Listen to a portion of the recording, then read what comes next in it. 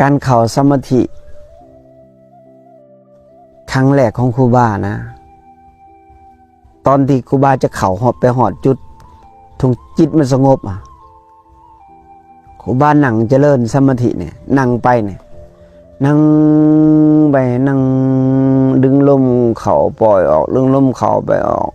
มันได้ยินหมดเสียงนี่จะสัมผัสในหูนี่จะเป็นเสียงนกจะเป็นเสียงหย่างคนหย่างจะเสียงคนเอิญหรือจะเสียงเปิดเพลงมามันกระทบหูมั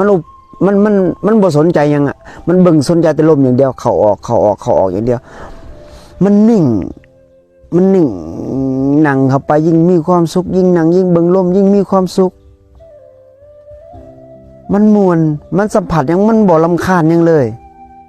จะเสียงกระทบยังมันบ่เคยรำคาญเลยเวลามันออกมาจากสมาธิเนี่ยเห็นยังมาสงสารไปหมดมีความเมตตาเต็มร้อยเฮาเจอยังนี่นะเจอคนถูกคนอยากเฮาสงสารปิติมันเกิดขึ้นน้ำตามันจะไหลออกมานี่แหละว่าอุบาสกอุบาสิกาเนี่ยจะเห็น จะเห็นทำไว้ถ้าเกิดว่าตั้งหมั่นในการปฏิบัติเพราะว่าอุบาสิกานี่จิตใจบ่แข็งกระด้างจิตใจมันอ่อนโยนน้ำตามันไหลไว้จิตใจมันอ่อนแล้วมันจะเข้าถึงทำไว้นี่คนที่จิตใจอ่อนเท่านั้นจิตใจบ่แข็งกระด้าง